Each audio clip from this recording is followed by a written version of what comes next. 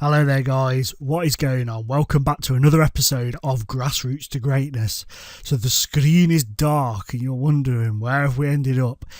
First things first, it's taken me until December the freaking 2nd to get a job, and I'll explain why. But we are here, ping, at Newcastle United.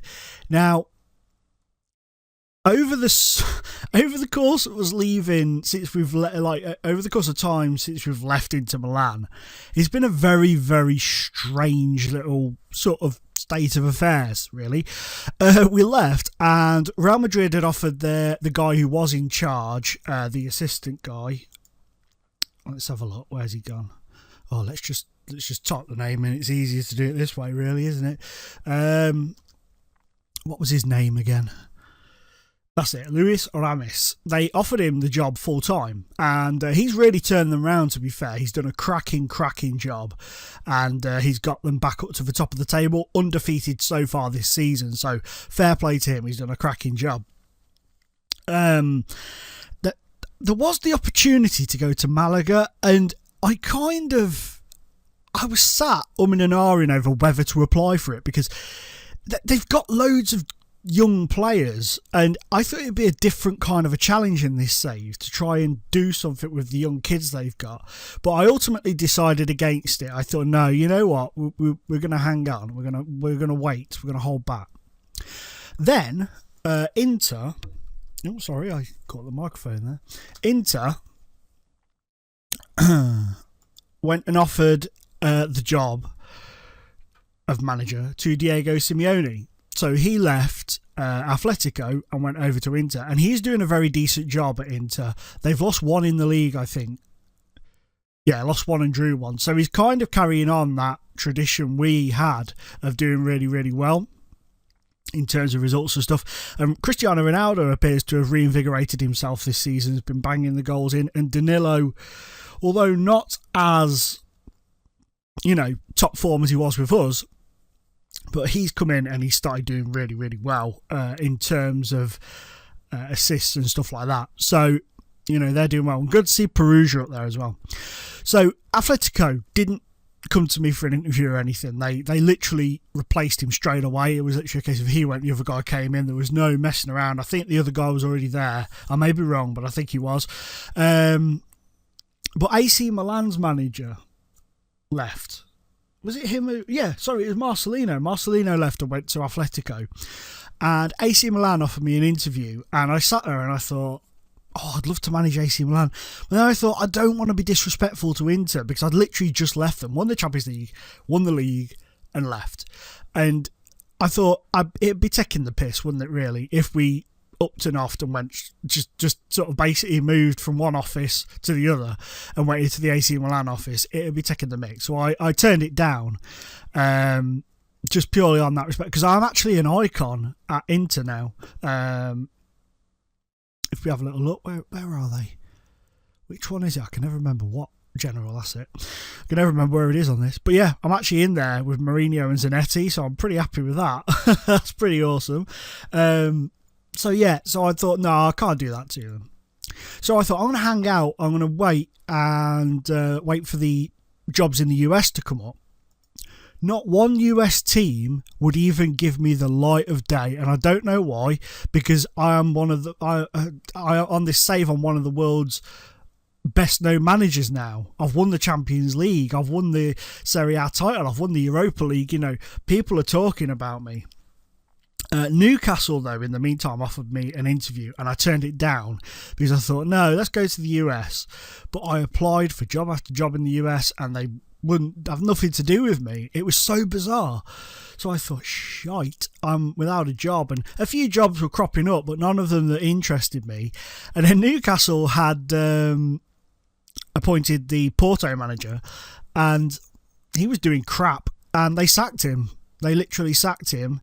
After 14 games in charge, he got the boot, and then they offered me the job. So I went to the interview, and then the Arsenal manager got the sack, which was Luis Enrique, and I was heavily linked with the Arsenal job, but In the meantime, Newcastle offered me a position. I thought about delaying it to go to Arsenal, but then I thought, no, Newcastle's that challenge as far as managers are concerned. So many people go in there in the hope of changing it round, and nobody ever does. For a long time. I mean, obviously Bobby Robson and Keegan came very close in their times at the club to doing great things, but they never quite got there. They never, it was just that little bit too far in front of them. So I thought, no, let's do this. Let's go to Newcastle. And they're struggling, there's no doubts about it, and the playing squad is nowhere near good enough. They do have some good players in there, and I'll show you them in a minute. This episode is just going to be about looking at the club, looking at areas we want to strengthen and stuff like that. So there's going to be no live comment in this game. It's just going to be like looking at the squad and stuff and discussing who we might bring in and all of that jazz. So look how much money they've got. 109 million. 109 million in the bank. 54 million pounds for transfers. They've been taken over by, where's the staff screen? All. This guy, Matt Wannell, has taken over, and he is rich. And I think this guy here has got a bit of money. And since coming in, I managed to talk Tardioli into joining, and Mark Overmars coming in from Metz. I actually went to Metz, and now he's here as director of football. But the rest of the staff I've kept the same. Who was it? Hangeland was the assistant manager and the interim manager or caretaker manager when I came in. And when you get to choose your staff, I let him go because I didn't want him. His stats were shocking. And I spoke to Tardioli, and he was like, "My friend, I love you. I will follow you to the ends of the earth." Basically, he came with me. At the end of the day, you can see there, look, favourite personnel. We're buddies. We're chums. So he's come with me. From obviously Perugia to Milan, and then from Milan to here, or Inter, should I say, not Milan, or you know what I mean. So we're here, we're at Newcastle now. In terms of the squad, there's quite a few familiar faces that are here. Obviously, Jan Matt, he's still here. He's 32 now, though. So I think it's going to be a case of what we had to do at Inter Milan. Now, I remember when we came in at Inter, it was a case of, right, ruthless, gone to a lot of the older players that were, coming towards the end of their run, because I feel Inter started declining because the players they had were too old to keep up. That was, that's the harsh reality of it. Some were in the twilight years, but some were just too old. So I don't know. I've got a few games before the transfer window opens to assess the players. So that's good. We've got that to go forwards with. But there's a few players that I'm thinking of moving on. This guy, Davy Klaassen, he looks decent, doesn't he? Let's be honest. His stats look very, very good. I think he's the vice captain as well when I came in. So I've kept them the same, just kept captain and vice captain as they were. Didn't want to change things too much. I like the look of this guy, mainly probably because of his hair. I'm going to be honest. It's probably because of the way he looks more than the way he is. But I quite like him. He's got good technical skill. Technical skills, relatively decent pace, flair and determination. He's got quite a few good attributes to throw at. And then there's Alex Munoz, who's 27. He looks decent as well. Like I said, there are some good players here, some very decent players. I'm going to let this guy go. He's got decent stats, but I don't know what it is about him. I just feel like I need to move him on.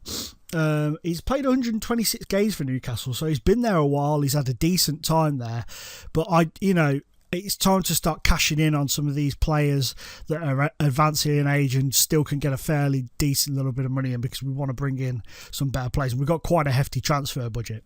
And then you get people like this guy, Salvi, the young French striker. He looks decent. He's only 22, but he looks very good. I mean, finishing of 18, decisions are good. Determination's a little bit lower than I would like. But he looks hard working, he's strong, he's got good stamina. Never set the world on fire, has he, in terms of goals, but, he's he's got a long career ahead of him, and we've got a lot of time to work with him, let's be honest. And Moussa Sissoko, probably going to be moving him on. He is wanted by teams. He is a great player, but I think it's time. The time for transition in Newcastle's history on this series is now. You know, John Cena, my time is now, or our time is now, should I say? We need to start, you know, really kicking things on and making a big statement.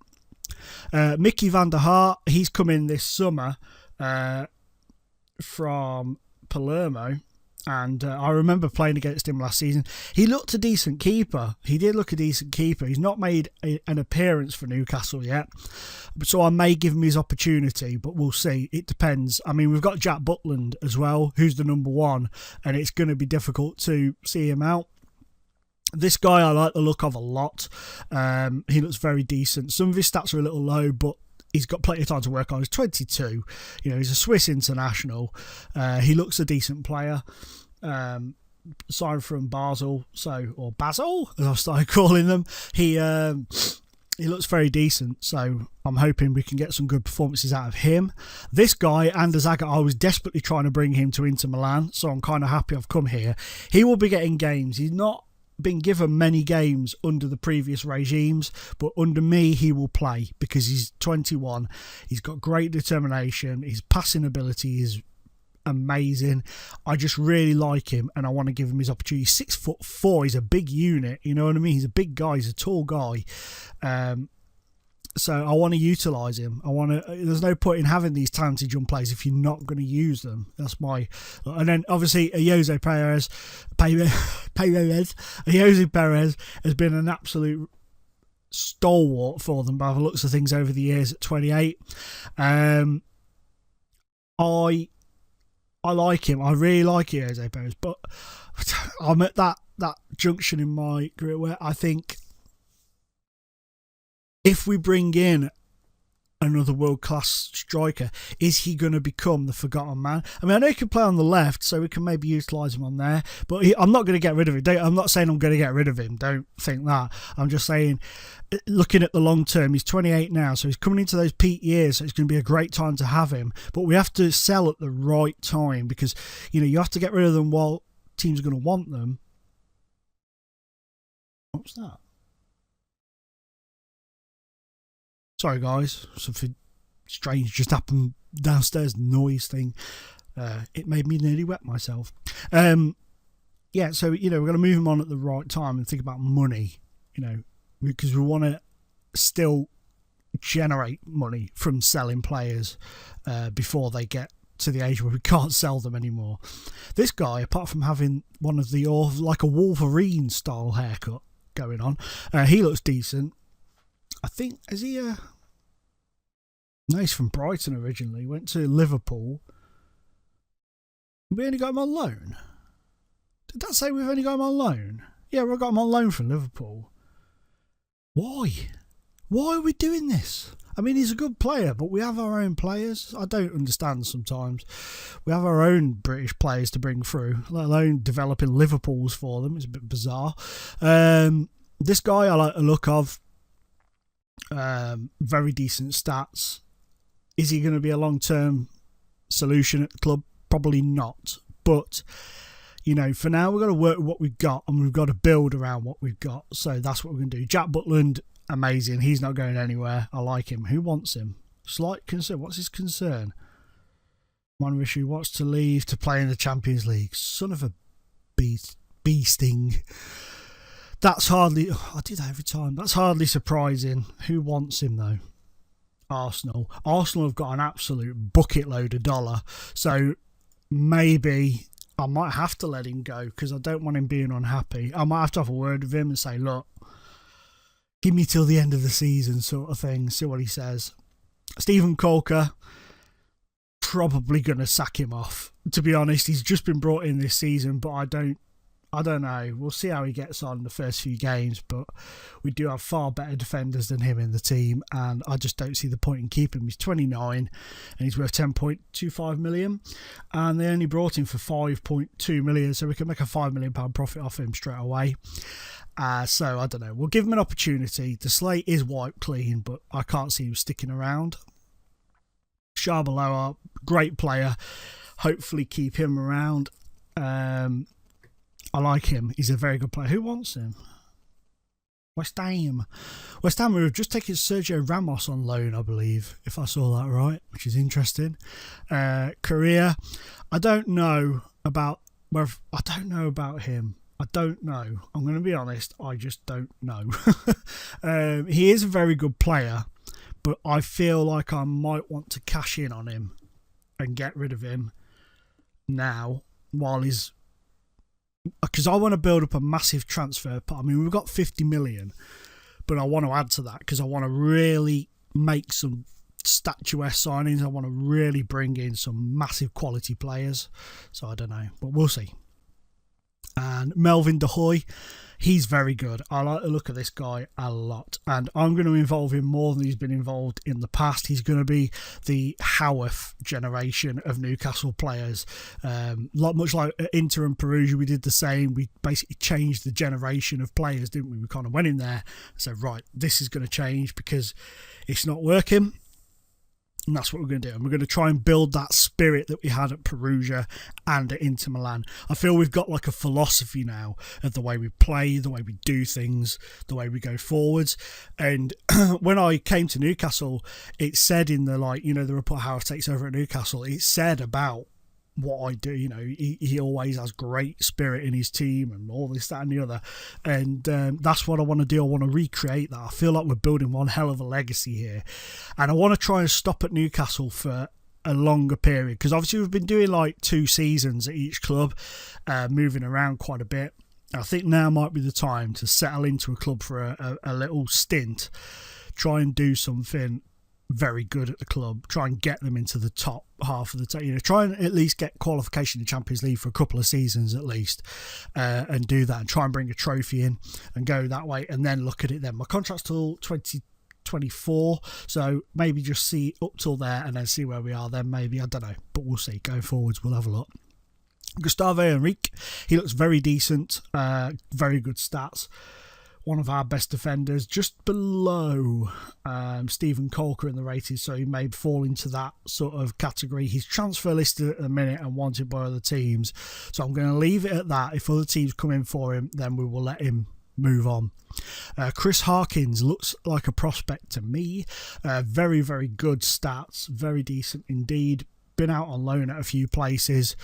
Started off at Morton, moved to Newcastle for £1.5 million, and he's been out on loan a lot since. But look, last couple of seasons, he's been on loan in the Premier League, so he's got that experience. He's played a few games this season, and he's starting to kick in. I do that every time. It's so annoying. So maybe we'll use him. I like this guy as well, Jose Luis Horta. Very fast. Very fast. And I like my fast wingers. So I'm going to be trying to utilise this boy. He's going to be used over the years to come, I think, as long as he carries on developing well. Dominic Iorfa, I think it's probably safe to say he's going to be moving on. He's a good player, but not quite good enough for me. And then there we are again, Jamat. And in the reserves, we have Kieran Trippier, who's going. He's on his way out, but I think there's a lot to work with there. There is a lot to work with, a lot to move on, a lot to bring in, and like I say, we've got a decent war chest to start building with. So I want to get to that, and in the next episode we'll do like a results roundup. It'll be after the transfer window, so we'll do a results roundup, a transfer roundup, and that sort of thing, and we'll see where we are. I'll show you who we've got, who we've lost, and we'll take it from there, guys. But for now, please drop a like on the video if you're still enjoying the series. If you're new to the channel, if you'd be so kind to drop a subscribe, I would really, really appreciate it. Every subscriber I get is always one more than I ever expect to. Cheesy but true. And as always, guys, it's been an absolute pleasure being in your face. Bye bye.